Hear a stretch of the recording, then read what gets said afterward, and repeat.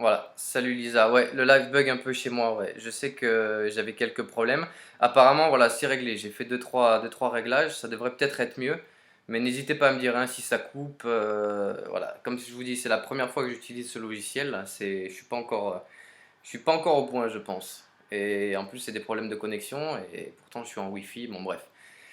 Peu importe, je pense que là ça va fonctionner un peu mieux. Donc, comme je vous disais, le fonctionnement c'est très simple. Si vous avez une question sur les glucides dans votre perte de poids, n'hésitez pas à me la poser. Vous avez l'interface de chat à côté pour ça. Donc, vous me posez votre question et j'y réponds en direct. On va aborder pas mal de thèmes durant la vidéoconférence parce que les glucides c'est un sujet qui est quand même relativement large. Donc, il y a pas mal de choses qu'on peut aborder. Donc n'hésitez pas à me poser votre question dès que vous l'avez, même avant que j'aborde un thème. Si c'est quelque chose qu'on va aborder plus tard, je reviendrai sur votre question plus tard. Et si c'est quelque chose qui est dans le thème, ben, je vous réponds directement. Mais comme il y a un léger décalage entre ce que vous voyez et ce que moi je dis, le mieux c'est de me poser la question dès que vous l'avez. Voilà, donc avant toute chose aussi, avant de commencer, je vous invite à, si ce n'est pas déjà fait, pour ceux qui nous rejoignent directement via YouTube, de vous inscrire sur le site coachonweb.com parce que, donc je rappelle que l'inscription est entièrement gratuite et vous allez recevoir des vidéos qui sont réservées aux membres, que vous n'avez pas sur YouTube, pas sur les réseaux sociaux et qui vont approfondir un maximum du site en perte de poids. C'est la notion vraiment phare et c'est quelque chose d'apparemment assez complexe parce que il y a beaucoup de problèmes à ce niveau-là. Les gens, les membres me posent beaucoup de questions. C'est pas une notion qui est vraiment acquise, c'est l'indice glycémique d'un aliment.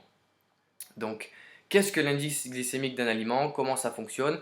Pourquoi est-ce qu'il y a des aliments, des glucides vers lesquels on peut se tourner? Pourquoi il y en a qu'il faut absolument éviter? Voilà. Donc, on va revenir sur cette notion-là pour bien que vous compreniez. Et si vous avez des questions à ce sujet, n'hésitez pas, j'y réponds juste après avoir abordé le thème. Alors, l'indice glycémique d'un aliment, c'est en gros la vitesse d'assimilation avec laquelle vous êtes capable d'assimiler un sucre. Les aliments sont classés sur une échelle de 0 à 100, 0 étant la fourchette la plus basse pour un indice glycémique, donc je dirais IG1 plutôt qu'indice glycémique parce que ça va plus vite et ça va être moins gavant. Donc à 0, vous vous rapprochez de la limite basse de l'IG et donc ces aliments qui ont un IG faible sont des aliments qui sont sains pour une prise de masse nutritionnellement parlant. Plus vous allez augmenter sur l'échelle et plus vous allez avoir des aliments qui peuvent être dangereux pour votre perte de poids. Si vous allez jusqu'à 100 qui est le sucre rapide, celui que vous pouvez mettre dans le café, là vous êtes sur le seuil de dangerosité maximum pour votre perte de poids, voire même pour votre santé. Mais on va y revenir. Donc à se souvenir qu'il faut rester plutôt sur des IG qui sont relativement faibles ou modérés. Pourquoi? En fait, il est important que vous compreniez ce qui se passe dans votre corps quand vous consommez un sucre. Vous savez que vous avez un taux de sucre dans le sang, qu'on appelle la glycémie, qui doit être relativement stable. C'est-à-dire que c'est un taux qui doit rester aux alentours de 0,8 à 1 gramme de sucre par litre de sang. Le corps a les moyens de garder cette glycémie stable avec l'insuline. C'est-à-dire que quand vous mangez un sucre, vous allez avoir du sucre qui va se retrouver dans le sang pour qu'il puisse après être distribué partout dans le corps aux cellules qui en ont besoin. Et les cellules de votre pancréas vont sécréter de l'insuline qui, elle, va ouvrir les cellules qui sont réceptives au sucre pour que le sucre sorte du sang vers ces cellules et donc faire que la glycémie diminue. Donc, jusqu'ici, pas de problème, tout fonctionne correctement. Sauf que les réserves de sucre pour ces cellules-là, ces cellules cibles, pour la mise enfin, le stockage du sucre, sont limitées. Et une fois que ces réserves sont pleines, eh bien le sucre va devoir quand même sortir du sang et être assimilé d'une autre manière. Et en règle générale, la meilleure manière pour le corps de stocker de l'énergie, c'est de la transformer sous forme de graisse et de la stocker dans les tissus adipeux. Donc vous comprenez que pour une perte de poids, ce n'est pas le but à avoir. Mais alors, pourquoi est-ce que ce sont les IG élevés qui vont avoir le plus de dangerosité pour votre perte de poids? Parce que quand vous consommez un aliment qui va avoir un IG très haut, votre sécrétion d'insuline, votre glycémie va monter très très vite puisque donc la vitesse d'assimilation est très rapide et votre insuline va monter très très vite. Et donc par conséquent, vous allez avoir un stockage qui va être rapide et brutal. Vous n'allez pas avoir le temps d'utiliser ces sucres à bon escient ou de les mettre tranquillement en réserve dans les cellules cibles. Et donc vous allez le stocker dans la précipitation sous forme de gras. Par contre, si vous consommez un glucide qui a un IG faible, là l'assimilation se fait beaucoup plus lentement. Et par conséquent, le corps va pouvoir stocker ce sucre de manière beaucoup plus lente, et donc, ou même l'utiliser, si vous avez une activité physique ou quelque chose comme ça, vous allez pouvoir l'utiliser directement, et par conséquent ne pas le stocker sous forme de graisse. Voilà pourquoi vous devez vous tourner vers des IG qui sont plutôt faibles. Voilà, voilà comment fonctionne le, les IG pour votre corps. C'est très schématique, mais en gros, c'est comme ça. Je fais juste le point sur les questions et après, on continue sur ce thème.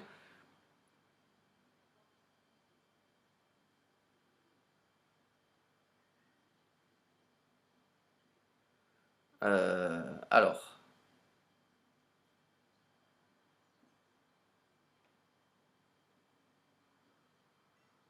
ok, bon, pour l'instant, on peut répondre aux questions plus tard. Donc, ensuite, ce qui revient souvent, oui, voilà, c'est les variations. Donc, si vous vous inscrivez sur le site coachonwo.com, en plus, vous avez le tableau avec tous les aliments et le classement des IG qui vous permettent de savoir justement à quels aliments vous pouvez faire confiance et ceux qu'il faut éviter.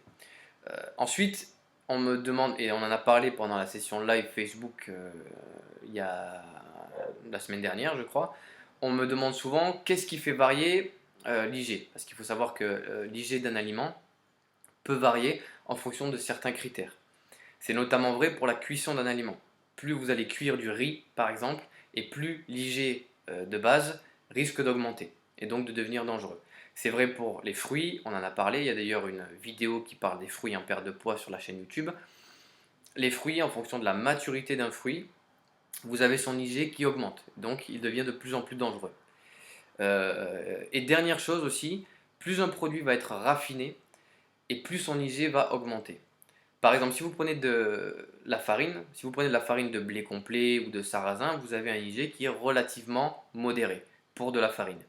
Mais si vous prenez de la farine de blé blanche, comme tout le monde a l'habitude de mettre dans les gâteaux, là vous êtes sur un IG qui est très élevé. D'ailleurs, le pain blanc, la baguette par exemple, c'est un produit de référence pour les indices glycémiques élevés. Le pain blanc a le même IG que le sucre, le glucose, celui que vous mettez dans votre café. Donc c'est un sucre très rapide, même si il y a quelques années il était encore considéré comme un sucre lent. Le pain blanc est un sucre extrêmement rapide. Donc vous voyez qu'il y a certaines choses à prendre en compte en fonction de l'IG. Ça peut paraître une notion qui est difficile euh, à, à maîtriser, mais c'est relativement simple. Si vous arrivez à vous diriger vers des aliments qui sont plutôt des céréales complètes ou des choses, des choses qui n'ont pas forcément le goût sucré, sauf pour les fruits, euh, et bien sûr enlever tout ce qui est plat industriel et les gâteaux industriels, les choses comme ça, parce que ça c'est bourré de sucre et de plein d'autres choses. Voilà. Si vous dirigez plutôt vers des céréales complètes, des fruits, des légumes, etc., vous êtes en général pas sur des aliments qui sont dangereux pour votre perte de poids. Voilà. Donc on va répondre aux questions. Oui, donc il y a des gens qui me disent, moi je mets quand même du sucre dans mon café, euh, et pourtant je perds du poids. Alors, la quantité de sucre que vous mettez dans votre café est relativement faible. Donc, même s'il y a toujours la notion de qualité à prendre en compte avant la notion de quantité, la notion de quantité est importante aussi. Donc, quand on met un sucre dans le café, il vaudrait mieux mettre autre chose, comme du miel ou du sirop d'agave ou plein de choses comme ça qui peuvent se substituer pardon, au sucre blanc. Mais après, si vraiment vous êtes addict et que vous prenez un sucre dans le café et que vous prenez 2 cafés par jour, c'est pas ça qui peut faire basculer votre perte de poids du jour au lendemain. Donc pas de souci. C'est sûr que pour votre santé, il vaut mieux éviter. Mais maintenant, si vraiment c'est quelque chose qui fait partie de votre quotidien et que c'est 2 par jour, c'est pas mortel. Alors, voilà, c'est pareil, Lisa. Tu me parles de yaourt nature pour mettre dans ton, enfin, de sucre pour mettre dans ton yaourt nature.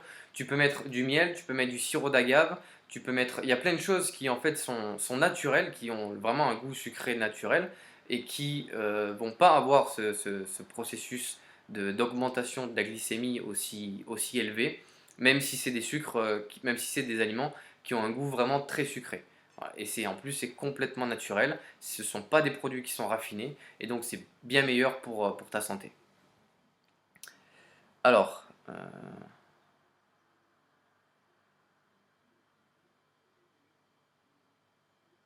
de rien, Mr. Smith, de rien pour les vidéos.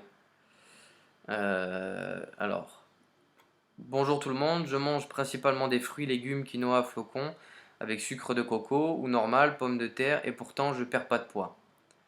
Alors, après, le fait de, donc comme je le disais justement, on vient d'en parler, il y a la notion de qualité nutritionnelle, il y a la notion de quantité qui est importante aussi, et on va y revenir tout à l'heure parce que c'est une question qu'on me pose souvent, mais il faut faire très attention à la question de quantité. Les glucides restent pour le corps un- une source d'énergie très importante, donc relativement très calorique. Si vous en consommez trop, vous êtes en excès sur les calories que vous apportez par rapport à la dépense que vous avez tous les jours, et donc vous, dans le meilleur des cas, vous ne perdez pas de poids, dans le pire des cas, vous allez en prendre. Donc la notion de quantité est aussi à prendre en compte sur la journée et sur la semaine en fonction de vous. Et il y a une autre notion aussi, c'est la notion de timing calorique. On en parle, d'ailleurs, c'est le sujet de la première vidéo gratuite que vous recevez en vous inscrivant sur le site coachandweb.com. Il y a un timing calorique à respecter en fonction de votre journée, de comment elle se déroule, de votre activité physique. En règle générale, par exemple le soir, il faut absolument éviter les glucides. Et on y reviendra tout à l'heure. Parce qu'ils sont une source d'énergie. Et si cette énergie n'est pas utilisée, puisque derrière le dîner vous allez vous coucher, bah, le corps va être obligé de mettre en réserve. Il va mettre en réserve sous forme de gras dans le tissu adipeux. On y reviendra tout à l'heure parce que c'est un thème que je voulais aborder. Donc de rien Lisa. Alors pour le cheat meal, est-ce que c'est vrai que c'est très mauvais d'aller au McDo même pour un cheat meal? Alors le cheat meal, pour ceux qui ne savent pas ce que c'est le repas cheat. To cheat en anglais c'est tricher ou tromper. Donc le cheat meal c'est le repas où vous allez tricher sur votre plan alimentaire. Dans les suivis personnalisés et les coachings personnalisés de la méthode Coach on Web, dans les programmes que je fais, il y a toujours un jour ou deux en fonction de la personne où vous pouvez vous accorder un repas où vous pouvez manger ce que vous avez envie, sans faire attention au plan alimentaire. Euh, que ce soit n'importe quoi, voilà, vous ne faites pas attention au plan alimentaire, vous mangez ce que vous avez envie. Pourquoi? Parce que d'abord, votre corps en a physiologiquement besoin. Le fait de relancer un peu la mécanique de rapporter du gras ou des choses qui ne sont pas forcément saines, ça va lui permettre de relancer un peu les mécanismes de défense contre ce genre d'aliments-là pour les éliminer et se souvenir comment il faut les éliminer. Euh, et aussi psychologiquement, si toute la semaine vous avez fait attention, c'est bien d'avoir une petite soupape où vous vous dites, voilà, je sais que ce midi, je peux manger un peu ce que j'ai envie, ou ce soir, je peux manger ce que j'ai envie, c'est mon cheat meal. C'est une soupape psychologique qui est très très importante pour tenir dans la durée. En revanche, et on va revenir au McDo, c'est vrai que le McDo, j'aime pas parler négativement des choses, mais en règle générale, que ce soit la fabrication des aliments, la cuisson, la façon dont c'est cuisiné, la façon dont tout est mis ensemble, faut avouer que c'est de la merde. Donc c'est dangereux pour la perte de poids, bien entendu, mais c'est même un peu dangereux pour la santé. Il y a plein de choses dans le McDo qui font que votre corps va quand même devoir bastonner pas mal pour éliminer. Donc, si vous êtes en perte de poids, autant je vous dis pas une pizza ou même un burger, hein, mais allez dans un restaurant. Allez dans un restaurant, vous faites un vrai burger avec de la vraie viande, du vrai pain. Voilà, si vous voulez vous faire plaisir, ok. Mais voilà, faites-le bien. Voilà, McDo, c'est vrai que niveau de la santé, il vaut mieux éviter, ouais, même pour un cheat meal. Euh, Ouais, donc Nati, effectivement, on en parlait tout à l'heure, pas d'hydrates le soir. Voilà, quinoa aux légumes le soir, il vaut mieux éviter. C'est le soir, le mieux c'est protéines, légumes. Timing calorique. Depuis que je l'applique avec la méthode, je me sens vraiment mieux, moins de fatigue par exemple. Donc merci Océane. Voilà, donc comme je le disais, le timing calorique c'est vraiment quelque chose qui est important. Il y a beaucoup de gens qui le mettent de côté parce que nos journées en fait, en fonction de l'activité professionnelle qu'on a, fait que on est complètement inversé au niveau du timing calorique. La plupart des gens, ils zappent le petit déjeuner parce qu'ils se lèvent trop tard, parce qu'ils aiment bien traîner un peu au lit et prendre quelques minutes de sommeil en plus. Donc ils zappent le petit déjeuner où ils prennent quelque chose de vraiment très rapide. À midi, comme ils bossent, ils mangent sur le pouce et pas forcément sainement.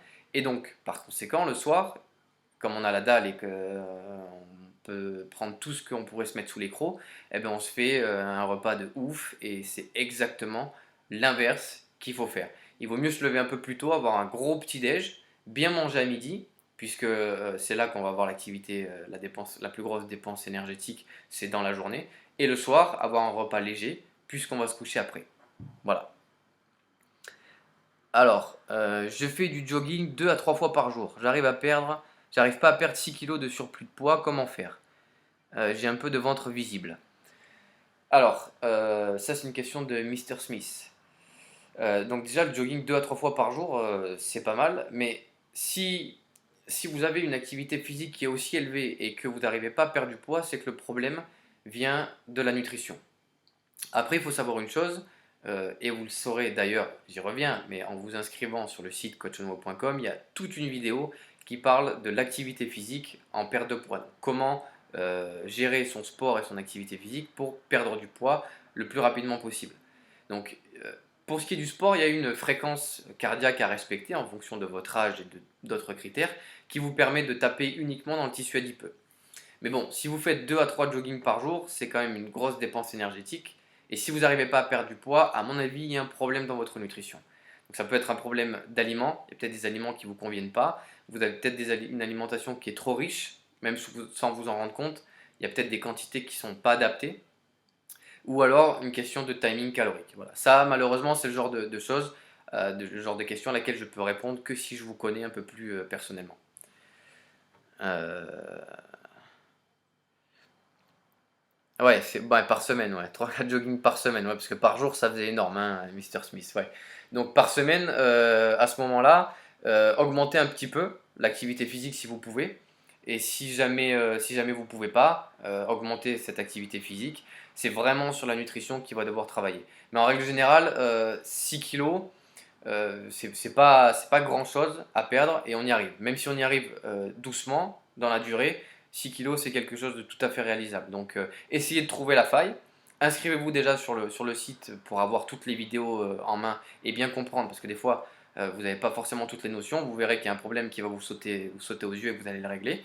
Et sinon, après, vous aurez accès au suivi personnalisé si vous en avez besoin. Alors, est-ce qu'il faut perdre son gras avant de commencer une prise de masse? Ça, c'est Jinko83.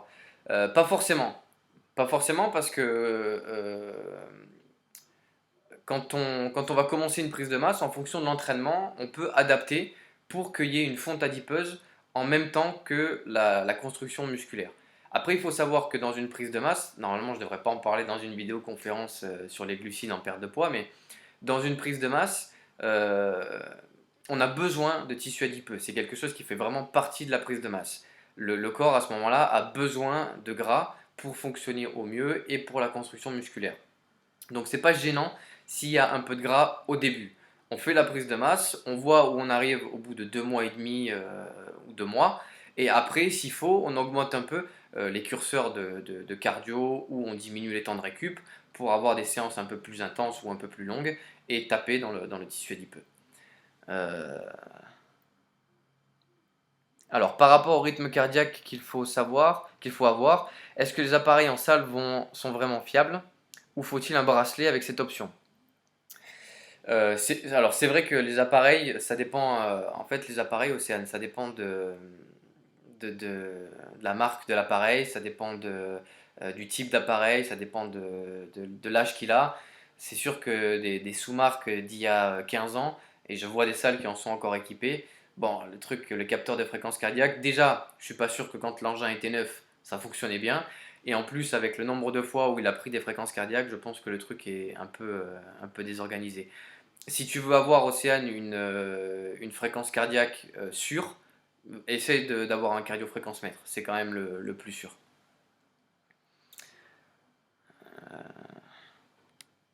Ok. Bon. Pour le moment, il n'y a plus de questions. On va passer à une autre question qu'on me pose donc très souvent sur les glucides. C'est combien, en termes de quantité, avoir de glucides par jour? Ça, en fait, c'est encore une question à laquelle je ne peux pas répondre sans vous connaître personnellement. Pourquoi? Parce que la quantité de glucides dont vous avez besoin, comme je vous l'ai dit, les glucides sont la réserve d'énergie de votre corps. Donc la quantité de glucides dont vous avez besoin par jour dépend du besoin d'énergie que vous avez par jour, tout simplement. Si vous êtes un informaticien qui travaille derrière un bureau, vous avez 20 ans, vous travaillez derrière, vous avez 50 ans, pardon. On va prendre l'exemple à l'envers. Vous avez 50 ans, vous travaillez depuis des années assis derrière un bureau 8 heures par jour. Forcément, votre dépense énergétique va être faible et donc vous aurez besoin de peu d'énergie et donc de peu de glucides. Par contre, si vous avez 20 ans et que vous travaillez 12 heures sur les chantiers, 6 jours sur 7, là à ce moment-là, peut-être que vous pouvez prendre, même si vous voulez perdre du poids, peut-être que vous pouvez avoir un apport calorique un peu plus élevé via des glucides parce que vous avez besoin de plus d'énergie vu que votre dépense énergétique est très élevée. Donc vous dire dans une vidéo qui s'adresse à tout le monde combien de glucides vous devez avoir par jour pour perdre du poids, c'est impossible. C'est pour ça d'ailleurs que je ne propose que des programmes personnalisés pour la perte de poids parce qu'un plan alimentaire, ça se fait en fonction des réglages, j'allais dire, de chacun. Voilà.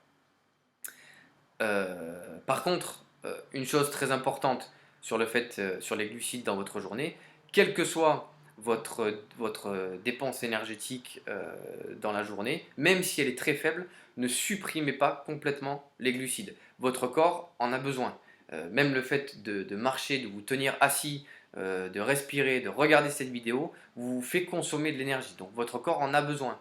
Il ne faut pas complètement les enlever. Il faut simplement les réduire au maximum en fonction de sa dépense énergétique pour n'apporter à votre corps uniquement ce qu'il a besoin et pas plus, voire légèrement moins si vous voulez perdre du poids plus rapidement. Mais surtout, l'erreur à ne pas faire, c'est de les enlever. Parce que vous allez vous retrouver en carence, vous allez donc perdre du poids plus vite, ça c'est un fait, mais vous allez être fatigué et au bout de 2 semaines, vous allez abandonner. Et quand vous allez abandonner et que vous allez remanger des glucides, à ce moment-là, vous allez prendre plus de poids que ce que vous n'en avez perdu. Donc l'erreur à ne surtout pas faire, c'est enlever les glucides dans un plan alimentaire. On repasse aux questions. Euh, Donc concernant les glucides, je mange du riz et des pâtes, 175 à 200 grammes le midi, 150 grammes le soir. Ouais, encore une fois, Mohamed, ça dépend de ta dépense énergétique. Je peux pas te dire si c'est bien ou pas si je te connais pas un peu mieux. Quel est le meilleur moment de la journée pour faire du sport? Alors, c'est une question qui a rien à voir avec les glucides, mais je vais y répondre quand même. Il n'y a pas de meilleur moment. En fait, on a une horloge biologique qui nous tient en éveil. On a des périodes d'éveil qui sont avec des pics aux alentours de 11 heures et de 18 heures pour la plupart des gens. Mais après, l'horloge biologique, elle est personnelle. Il y a des gens qui vont se sentir super en forme bien avant dans la matinée et qui peuvent s'entraîner à 8 heures ou à 9 heures, et des gens qui vont se sentir super en forme plus tard dans la soirée ou en milieu d'après-midi. Voilà. En règle générale, il y a un pic si vous avez parce que ça dépend aussi de votre plan alimentaire, cette horloge biologique, mais si vous avez une bonne nutrition, vous avez un pic de forme à 11 heures et un pic de forme à 18 heures. Donc si jamais vous voulez vous entraîner de manière optimale, essayez à ce moment-là et vous voyez ce que ça donne. Est-ce que le maïs est un glucide? Alors le maïs c'est pas un glucide à proprement parler, mais il contient pas mal d'hydrates de carbone. Donc c'est quelque chose que moi j'évite dans les plans alimentaires pour les programmes personnalisés. J'évite par exemple le maïs le soir. c'est quelque chose que je mets plutôt de côté. C'est pas un glucide à proprement parler. C'est comme le quinoa. La dernière fois, on m'a posé une question, une cliente m'a posé une question sur le quinoa en me disant, je comprends pas pourquoi j'y ai pas droit le soir parce que c'est une protéine. Non, le quinoa n'est pas une protéine. C'est un glucide, c'est un céréale qui a un très haut taux de protéines. Donc c'est par exemple une source de protéines pour les gens qui sont végétariens et qui ne mangent pas de viande, pas de poisson, pas d'œufs, etc. C'est une source de protéines parce que c'est un céréale qui en contient beaucoup. Mais à la base, ça reste quand même un aliment à forte teneur en hydrates de carbone. Donc c'est plutôt à considérer comme un glucide. Voilà pourquoi je l'enlève aussi le soir en règle générale. Ok, est-ce que vous avez des questions ou est-ce qu'on continue? Alors, le thème suivant que je voulais aborder, c'est quels sont les aliments riches en glucides. Donc, encore une fois, la teneur en glucides d'un aliment, c'est pas qu'elle n'a pas son importance, c'est que tout dépend de la qualité de l'aliment et de l'IG de cet aliment. Si vous mangez, donc on a dit tout à l'heure que par exemple les pâtes complètes avaient un IG qui était faible, relativement bas, donc c'était quelque chose de sain, et que en revanche les pâtes normales, puisqu'elles sont faites avec des choses qui sont des éléments raffinés, ont un IG relativement élevé. Si vous prenez 100 grammes de pâte complète avec une cuisson vraiment al dente, pardon, vous allez avoir un IG qui est relativement modéré. Et donc, les 100 grammes de pâte complète ne vous feront aucun mal. Au contraire, l'apport va se faire de manière complètement bénéfique puisque l'assimilation va se faire de manière lente et durable. Donc c'est très bien.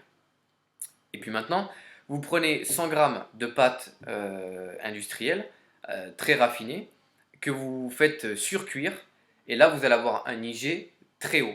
Et par conséquent, ces 100 grammes, là vont être nocifs pour votre perte de poids. Parce que à ce moment-là, vous allez avoir une sécrétion d'insuline qui va être rapide et brutale, et par conséquent, ça va être dangereux puisque le stockage, on l'a vu au début de la vidéoconférence, se fait de manière tellement désordonnée que vous risquez de stocker dans les tissus adipeux. Voilà. Donc, toujours, on en revient encore au sujet de la première vidéo que vous recevez en vous inscrivant gratuitement sur coachandweb.com. Le plus important, c'est la qualité d'un aliment. Ensuite, vous avez la quantité. Mais le plus important vraiment, c'est la qualité et le timing calorique, c'est-à-dire le moment dans la journée à laquelle vous le consommez. Quand vous consommez par exemple 100 grammes de céréales le matin, de muesli ou de voilà toujours un céréale complète, pas les Frosties ou hein, je ne veux pas donner de marque, mais pas de céréales industrielles. Quand vous consommez des céréales type muesli, des céréales complètes le matin, vous pouvez consommer 100 grammes sans problème. Ça n'aura aucun effet sur votre perte de poids puisque vous avez toute la journée où vous allez avoir une dépense énergétique constante pour les éliminer ou utiliser ces glucides. En revanche, si vous les consommez le soir, puisque vous allez vous coucher derrière et qu'il n'y a aucune activité physique, le corps va se retrouver avec un surplus d'énergie et il ne va pas savoir quoi en faire. Le moyen pour lui de stocker cette énergie, c'est de le transformer en gras. Alors, encore une fois, c'est très schématique ce que je vous dis, mais c'est pour que vous compreniez, et de le stocker dans les cellules adipeuses. Voilà pourquoi les notions les plus importantes, c'est d'abord la qualité d'un aliment, ensuite le timing calorique, et ensuite, en dernier lieu, la quantité de cet aliment. Alors, si vous avez des questions, s'il vous reste des questions sur la perte de poids, allez-y, parce qu'on va bientôt terminer la vidéoconférence sur les glucides. Je pense qu'on a déjà dit pas mal de choses. Donc, si vous reste des questions sur les glucides en perte de poids, et puisqu'on a terminé sur les glucides, sur votre perte de poids en général, n'hésitez pas. C'est le moment, posez-les, comme ça je réponds, et après on met fin à la vidéoconférence. Alors, Jinko83 qui nous dit est-ce que le flocon d'avoine et le lait de soja c'est bon pour la perte de poids? Alors, c'est pareil, il n'y a pas d'aliments qui vont vous faire perdre du poids et d'autres qui vont vous en faire prendre. Tout est une question de quantité. Les flocons d'avoine, vous pouvez, même si je préfère les choses, par exemple les flocons d'épeautre ou les choses comme ça, parce que ça reste des céréales plus complètes, donc qui ont un IG plus bas. Mais les flocons d'avoine, si vous maîtrisez bien la quantité de ce que vous apportez à votre corps en fonction de votre dépense énergétique, il n'y a aucun problème. Après, pour le lait de soja, euh, donc, en règle générale, je préconise pas le lait de vache parce que je préfère éviter le lactose. Mais le lait de soja, il y a un truc à savoir, c'est que si pour les hommes, c'est pas très bien. Le soja contient des molécules qui en fait sont assimilables, enfin, qui sont facilement transformables en œstrogènes, qui sont les hormones féminines. Donc, si vous mangez trop de lait de soja, vous allez avoir une augmentation, c'est prouvé scientifiquement ce que je suis en train de vous dire, hein. Une trop forte consommation de lait de soja ou de soja, ça implique une augmentation du taux d'œstrogène, même chez les hommes. Donc, c'est pas terrible, je vous dis pas qu'il va vous pousser des seins. Par contre, vous savez que pour construire du muscle, pour tonifier, que ce soit pour prendre de la masse ou simplement pour tonifier, vous avez un rapport à garder optimal entre le taux de testostérone et le taux d'œstrogène. Puisque les hommes, même si les oestrogènes sont une hormone féminine, sécrètent quand même un peu d'œstrogène. Mais si vous faites augmenter ce taux d'œstrogène, à partir de ce moment-là, le ratio testostérone-œstrogène, il est plus le même, il est déséquilibré, et donc la construction musculaire ne se fait pas de la même façon. Donc le lait de soja pour les hommes, je ne dis pas que c'est complètement à éviter, vous pouvez de temps en temps, mais pas en excès. Peut-on manger du pain complet avec une omelette et du blanc de dinde pour le petit déjeuner? Ah oui, sans problème. Au contraire, là tu as un apport de protéines, tu as un apport d'hydrate de carbone et c'est au petit déj. Donc ouais, ouais, il n'y a aucun problème. Encore une fois, il faut faire attention à la quantité, mais sinon il n'y a aucun problème. Euh, le tofu, c'est pareil. Donc je pense que tu parles du tofu par rapport à ce que je viens de dire sur le soja. Oui, c'est pareil. C'est pareil puisque c'est issu du soja le tofu. Donc il faut éviter d'en consommer en excès. Encore une fois, attention, ça ne veut pas dire que vous devez complètement le mettre de côté de votre alimentation. Vous pouvez en consommer.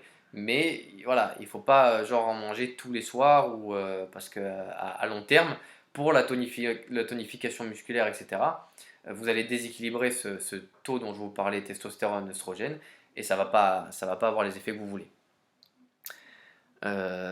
Qu'est-ce que vous pensez du pain complet et est-ce qu'on peut le manger tous les jours? Donc oui, le pain complet, vous pouvez en manger tous les jours. Encore une fois, attention à la notion de quantité, de timing calorique, et puis même du pain aux céréales. À partir du moment où c'est pas du pain blanc, vous pouvez consommer du pain. D'ailleurs, dans beaucoup de programmes personnalisés que je fais, au petit déjeuner, les gens ont l'habitude d'avoir des tartines. Ben, je laisse des tartines le matin. Simplement, au lieu que ce soit avec du pain blanc, eh ben, je le préconise. Après, les gens font ce qu'ils veulent, mais moi, je le préconise avec du pain complet ou avec du pain aux céréales, par exemple. Voilà. Euh, donc, je suis en prise de masse en ce moment et je pensais faire une sèche vers janvier. Combien de glucides dois-je prendre par jour environ? Donc, c'est une question de Valentin. Valentin, on en a parlé tout à l'heure que pour la sèche, enfin, de combien de glucides par jour. On vient d'en parler, donc je ne peux pas repartir sur le sujet. Mais il y aura le replay de toute façon de la vidéoconférence qui sera disponible sur YouTube quelques temps après qu'on ait terminé. Donc, si tu veux, tu pourras revoir dans le replay, on en parle de cette quantité de glucides à avoir pour perdre du poids. Je ne peux pas avaler du muesli ni de flocons d'avoine. Je prends des spéciales K Nature. C'est une bonne alternative. Aurais-tu des conseils pour préparer des flocons d'avoine pour donner plus de goût? Alors, une question de Florian. C'est vrai que dans tout ce qui est industriel, en termes de céréales, il n'y a pas beaucoup de choix si on veut prendre des choses saines. Par contre, si tu as l'occasion d'aller dans une alimentation, dans un supermarché, c'est pas le nom, une épicerie ou quelque chose de bio, pas dans un supermarché, hein, je te parle vraiment de quelque chose qui fait que du bio, une biocoop ou un truc comme ça, tu verras qu'en termes de céréales pour le matin, tu as énormément de choix. Il y a énormément de céréales que les gens ne connaissent pas. Tu peux avoir des flocons d'épeautre, tu peux avoir des muesli mais avec de la châtaigne à l'intérieur, enfin, il y a plein de choses vraiment que tu peux te permettre parce que ce sont la plupart du temps des céréales complètes. Donc il n'y a aucun problème. Et ce sont des choses qui ont du goût, que tu peux mettre vraiment le matin sans problème. Il y a des fruits rouges, des fois du chocolat. Enfin, tu verras, même en perte de poids, on peut se permettre ça parce que c'est tellement sain et comme c'est le matin, il n'y a pas de problème. Donc essaye d'aller voir dans une alimentation bio, mais vraiment une alimentation qui fait que ça. Tu vas au rayon céréales et tu vas être surpris par le nombre de flocons que tu peux trouver différents et je suis sûr que tu en trouveras à ton goût. Voilà. Est-ce que c'est mieux de faire du cardio avant le déjeuner ou après? Une question de Camillo. Alors, le cardio, je pense que ce que tu veux dire, c'est avant le petit déjeuner, c'est-à-dire à jeun. Il n'y a pas d'étude aujourd'hui sérieuse qui a réussi à démontrer que faire du cardio ou du sport à jeun, ça va vous faire taper plus dans les graisses que de le faire avec quelque chose dans le ventre. Et moi, je suis pas sûr que ce soit plus efficace. Euh, Ce qui va vraiment faire taper dans les réserves, c'est la fréquence cardiaque à laquelle vous êtes ou le type d'exercice que vous faites faire à votre corps, l'intensité que vous imprimez dans votre séance. Mais le fait de taper dans le gras plutôt qu'ailleurs, à mon sens, c'est pas une question d'avoir mangé avant ou pas. C'est pour ça que même dans les programmes personnalisés que je fais, il y a toujours, même si l'entraînement est tôt le matin, il y a toujours un petit truc le matin qui permet de tenir pendant la séance et de se donner à fond.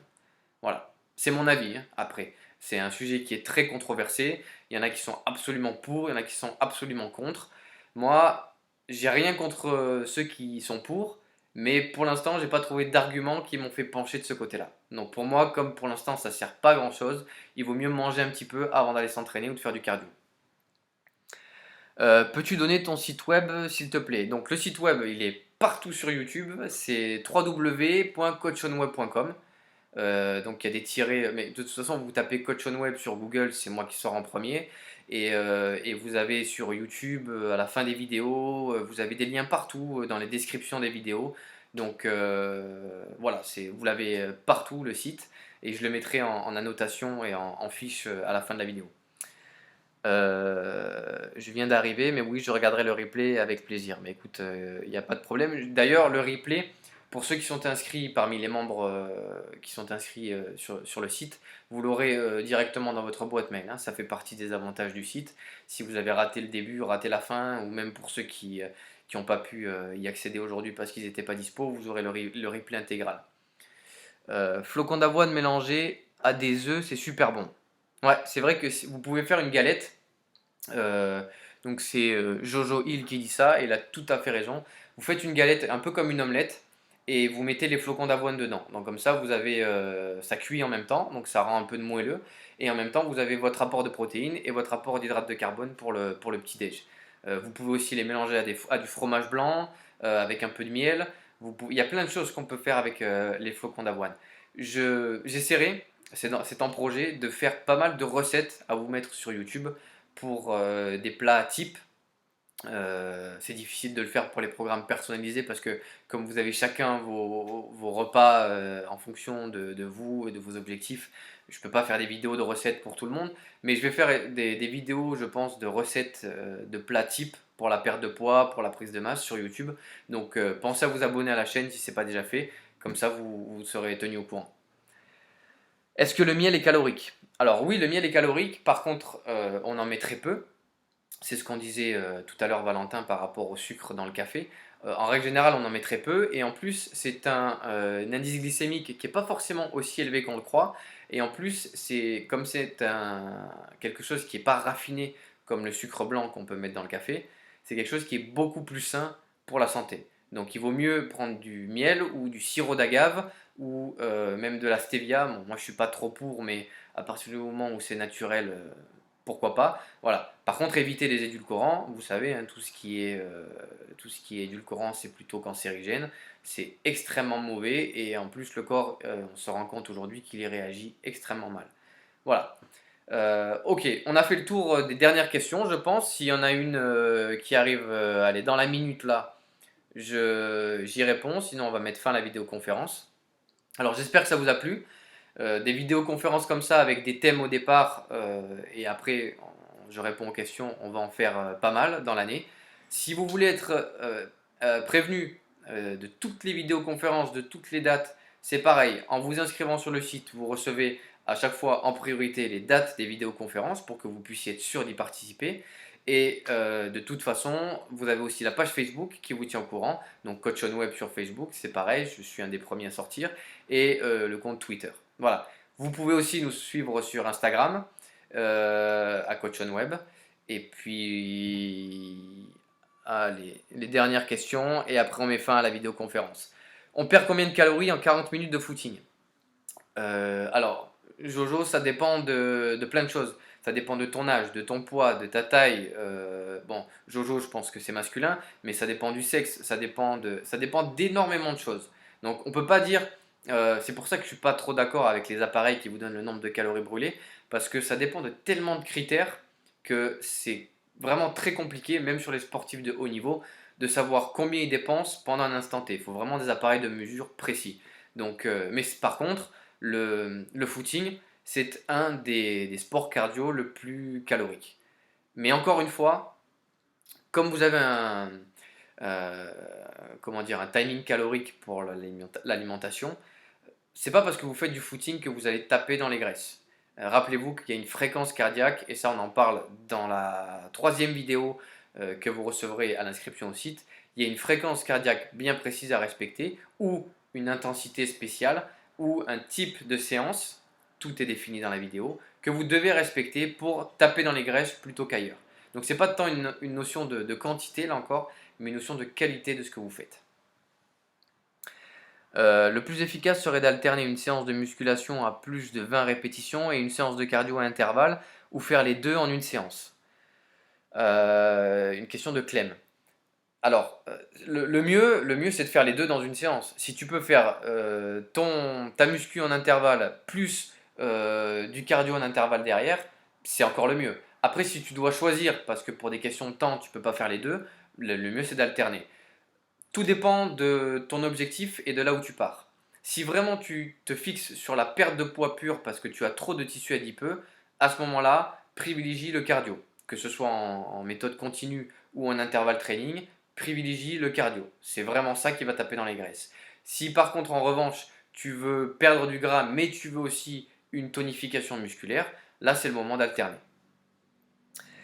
Euh, Faut-il éviter de manger des pâtes de type farine blanche pour une perte de poids? Donc ça c'est pareil, c'est Miri Guillou, on en a parlé plus tôt dans la vidéoconférence, donc je ne vais pas en reparler maintenant, mais le replay sera disponible bientôt, et si vous voulez le revoir, il sera disponible sur la chaîne YouTube. Jogger sur un mini tramp, c'est efficace, en alternant jogging rapide, plus lent, mes jambes plus hautes et squat. Alors moi je suis pas un fan des mini trampolines, parce que je trouve que c'est plutôt une mode, comme il y en a beaucoup dans le sport. Tous les étés, ils nous sortent un truc. Voilà, cette année, c'était le mini trampoline. Euh, Ça a une efficacité, mais parce que ça vous fait bouger, donc bien sûr que c'est mieux que rien. Je préfère que vous fassiez ça plutôt que rien du tout. Mais à la limite, je préfère que vous sortiez 45 minutes, faire 45 minutes de marche rapide autour de chez vous, dans un parc, au bord de l'eau, ou où vous voulez, plutôt que le mini trampoline enfermé quelque part. Voilà, pour moi, c'est pas une solution. Voilà. Bon, je pense que là, on a fait le tour sur les glucides déjà, et on a répondu à pas mal de questions. Donc, j'espère que ça vous a plu. Voilà, comme je vous disais, on va en faire d'autres. Et voilà. Donc, n'hésitez pas à vous inscrire sur le site coachonweb.com pour recevoir les dates des prochaines, pouvoir vous inscrire avant tout le monde, recevoir le lien dès que la vidéo commence. Enfin voilà, ça fait partie des avantages de tous les membres du site.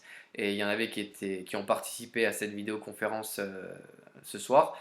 Et j'en suis très content. C'est des gens que je suis en programme personnalisé et qui ont l'air contents, donc c'est cool. Voilà, donc n'hésitez pas à rejoindre la méthode Coach on Web. Je vous dis à bientôt et passez une bonne soirée. Ciao!